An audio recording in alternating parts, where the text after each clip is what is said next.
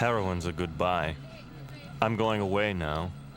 It's entering the Eden of your own creation. It's instant bliss. Nothing else matters. Nothing. And no one else matters. It's as wonderful as it is addictive. The dark side of bliss. Personality is gradually eroded. You start lying to people, stealing from mother. No one trusts you because you're unworthy. You've hurt everyone in your life. You might actually have physically assaulted somebody or murdered them. When you don't have heroin, life is the worst flu you've ever had. Diarrhea, vomiting, fever, multiplied by 5. You're in the worst depression you've ever known. Nothing matters more than the next hit out of hell. Nothing is sacred. Nothing. You only need your medicine. Now. Junkies are the true poor of any society. They care only for themselves. They are alone because nobody wants to be with them. The smart thing to say to a junkie is, goodbye, even if it is your lover, or son, or mother.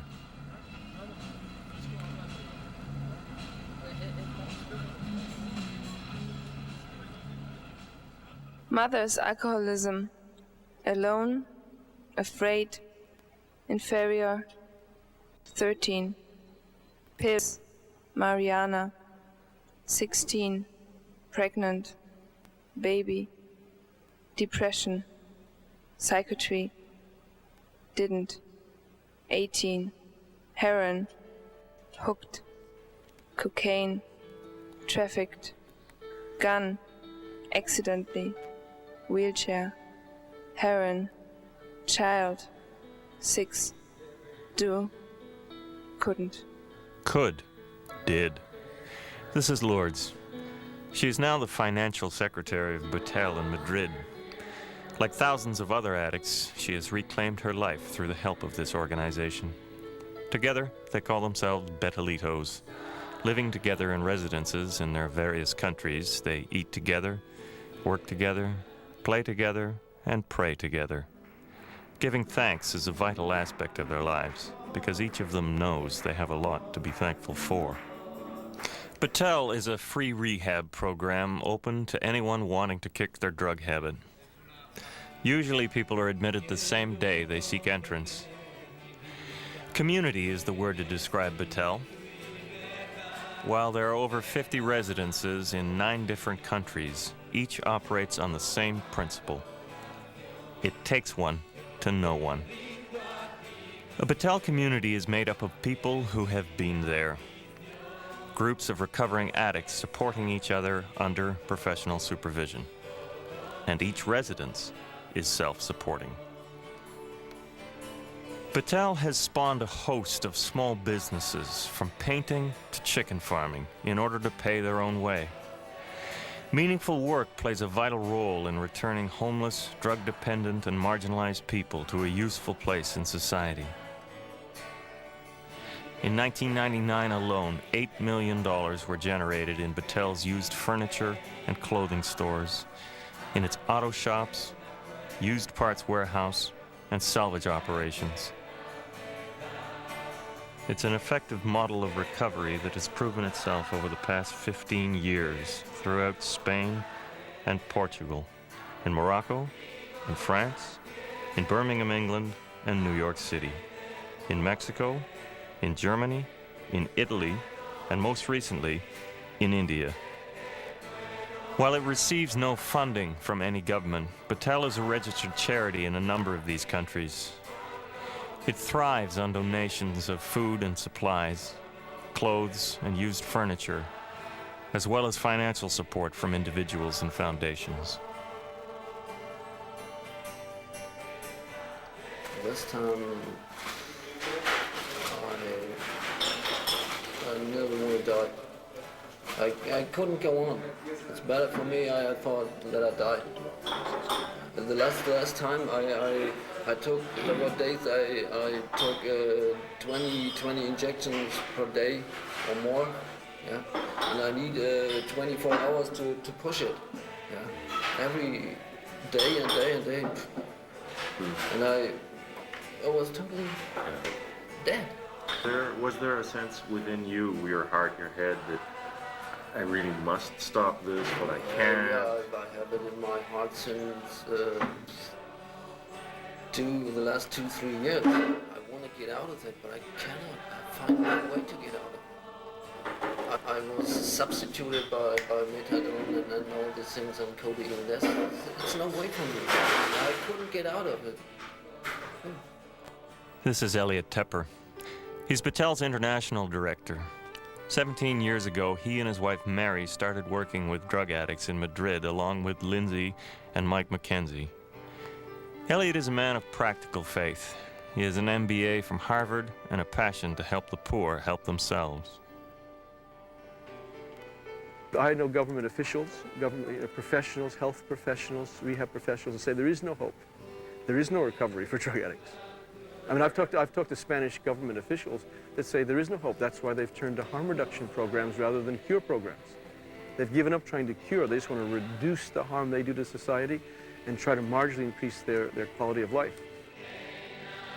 There is a consensus that has developed in the late 1990s in the United States, not so much in Europe, in the United States. Faith-based programs work. Non-faith-based programs do not work. The government has acknowledged it. There's too much empirical evidence. Too many studies have confirmed that the only people that find lasting deliverance and actual cure have been cured in faith-based programs. They've found that in AA, they found that in Teen Challenge, and in programs like Betel, Reto, and Remar. Okay? The problem is governments can't support faith-based programs because they're the separation of church and state and certain humanistic prejudices. The legal system has acknowledged the work of Betel in at least one regard, however. 3/4 of the Madrid community have had legal sentences passed against them, and currently there are 12 people serving their time in Betel rather than in prison. 1/4 of the British Betelitos are serving their probation or deferred sentences while in residence, and the New York State Probation Authority regularly places released prisoners with Betel. See, the difference between Betel, let's say, in a traditional church, is that we make the presence of God accessible to outcasts, marginalized people that have suffered, that have damaged their mind, that have damaged their lives, and we communicate it without a lot of religious jargon, without a lot of formalism, and without the apparatus of religion. It's, the first thing they find in Betel is a bed and a shower. And someone that loves them, and someone who will heal their wounds and take them to the hospital, and someone who actually, fill out their government papers for them, and someone who will, love them enough to correct them and to put strength in their wills, not to use drugs, not to do destructive things. Someone who will become a temporary parent or older brother, older sister to them.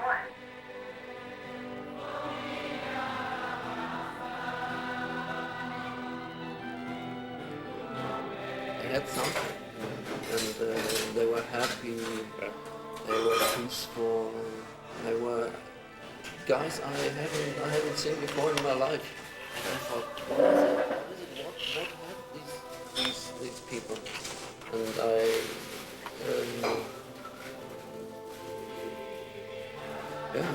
I was interested in that. So what's going on here? So how can I get it? I want to be a part of them, or just like them. I want to have it too, because I've never seen it before in my life, so this way as I see it here. Well, the rules are first simple abstinence. No drugs, no hard drugs, no alcohol, no cigarettes, no barbiturates, no drugs at all, except medical drugs that you need for your health. If you're sick and you need some penicillin or you need some drugs for tuberculosis, you take those drugs, but no narcotic drugs. And secondly, you have to obey the rules of the house, which are that you participate in the life of the community. You share in the work as you are able, as your health permits, and that you obey the authority over you in your, whether it's in your little residence or in the city or the region, and that you just function as a family member. And that, we have voluntary attendance at our, devotionals in the morning. You don't have to attend if you don't want to, but almost everybody does. People come because they're curious. We don't demand conversion. We don't, we accept people that are, they're atheists, that are, Muslims, that are Hindus, or anything. We don't care. We love everybody. No one has to become a Christian. But if they're going to live with us, they can't curse. They can't be violent. They can't steal people's things in the community. They have to, we put a little bit of law in there just to make the community functional. And if people find that they don't like to be in a community where there's abstinence, where there's sexual morality, where there's obedience to authority, where there's diligence and hard work, they leave. Do you ever have dreams, flashbacks? No. Yes. Never. And how long have you been clean? 1.5 years. Never any dreams? Dreams? Yeah. About drugs? Yeah. The last time, When you're asleep? No. since 9 months, 1 year. What was the first 3 months like? Like dying.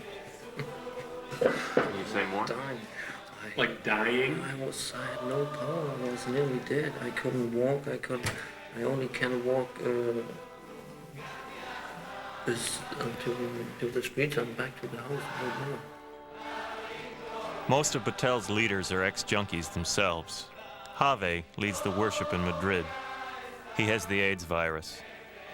60% of the other leaders are infected. Lydia is the daughter of 2 of them. She was born HIV positive. Funerals are common at Betel. Ninas is a leader in Lisbon. Her liver is failing. She's terrified about her health.